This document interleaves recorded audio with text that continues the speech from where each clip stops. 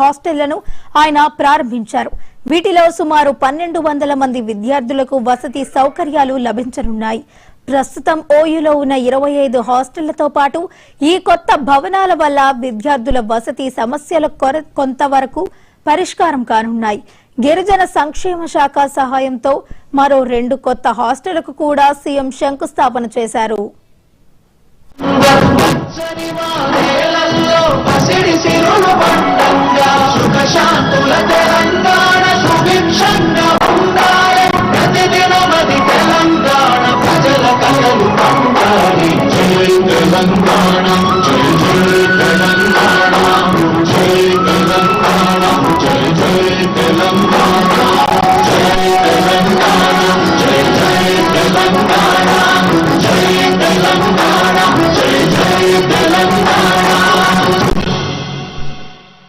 Thank you. Kindly take your seats. It is now my distinct honor to invite our first speaker to the podium. He is a visionary leader who has been instrumental in guiding Osmania University and charting its course towards brighter future. I request the Honorable Vice Chancellor of Osmania University, Professor Kumar Mulguram sir, to please deliver his welcome address and report.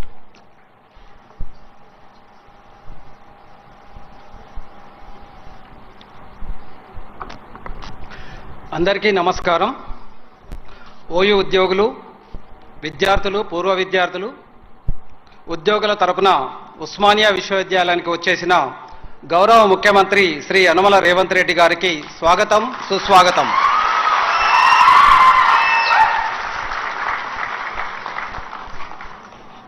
సాంఘిక గిరిజన అభివృద్ధి సంక్షేమ శాఖ మాత్యులు గౌరవ శ్రీ అడ్లూరి లక్ష్మణ్ గారికి స్వాగతం.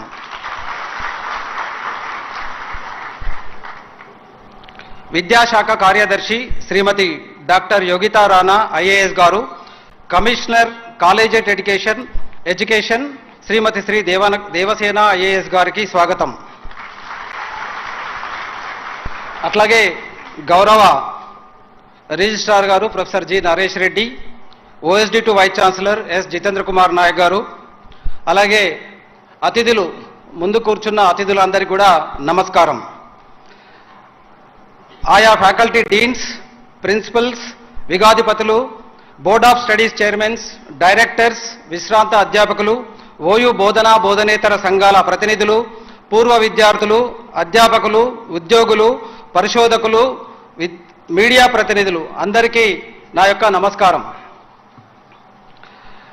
Democratic government, ప్రజాస్వామిక ప్రభుత్వాలు అంటే ఏమిటో అబ్రహాం లింకన్ గారు చెప్పినట్టుగా government of the people, by the people, for the people స్ఫూర్తితో మీ డైనమిక్ నాయకత్వం ప్రజాప్రభుత్వాన్ని ఏర్పాటు చేసి ముఖ్యమంత్రిగా మొదటిసారి మన ఉస్మానియా యూనివర్సిటీకి 20 సంవత్సరాల తర్వాత ఒక సీఎం ఈ ఠాగూర్ ఆడిటోరియంకి రావడం అనేది ఈ సందర్భంగా మా విద్యార్థులు, అధ్యాపకులు అందరి తరఫున మీకు స్వాగతం, సుస్వాగతం, ఘన స్వాగతం సార్.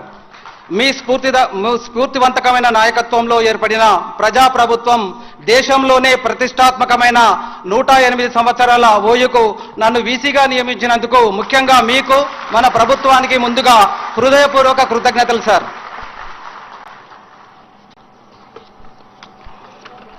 ఇవాల్టి కార్యక్రమానికి హాజరైన ప్రతి ఒక్కరూ ఓ చారిత్రక సందర్భానికి సాక్షులు. 20 ఏళ్ల సుదీర్ఘ విరామం తర్వాత రాష్ట్ర ముఖ్యమంత్రి వర్యులు ఉస్మానియా విశ్వవిద్యాలయంలో పర్యటించడం, విద్యార్థులను ఉద్దేశించి మాట్లాడడం, విశ్వవిద్యాలయ పురోభివృద్ధికి మార్గదర్శకులుగా ముందుకు రావడం శుభ పరిణామం. శతాబ్దానికి పైగా తెలుగు రాష్ట్రాలకు, తెలంగాణ ప్రాంతానికి విజ్ఞాన వికాసాన్ని అందిస్తున్న ఉస్మానియా విశ్వవిద్యాలయ రవీంద్రనాథ్ ఠాగూర్ ఆడిటోరియంలో మనం ఈవేళ సమావేశమయ్యాం. ఈ సందర్భంగా ఉస్మానియా విశ్వవిద్యాలయ ప్రగతి, ఇక్కడ విద్యార్థుల ప్రతిభ, తెలంగాణ ఆవిర్భావం, రాష్ట్ర పునర్నిర్మాణం, ఆయా రంగాల్లో ఓయూ విద్యార్థుల భాగస్వామ్యాన్ని గుర్తు చేసుకోవాలి. ఓయూ ఆవిర్భావం, అభివృద్ధి ప్రయాణంలో తమ మేధస్సును, శ్రమను అందించిన ప్రతి ఒక్కరి భాగస్వామ్యాన్ని మనం మననం చేసుకుందాం. ఉస్మానియా విశ్వవిద్యాలయం 100 ఏళ్లు పూర్తి చేసుకొని ప్రస్తుతం ఓ ప్రత్యేకమైన దశకు చేరుకుంది. తెలుగు రాష్ట్రాల్లోనే అత్యుత్తమ విశ్వవిద్యాలయంగా వెలుగొందింది.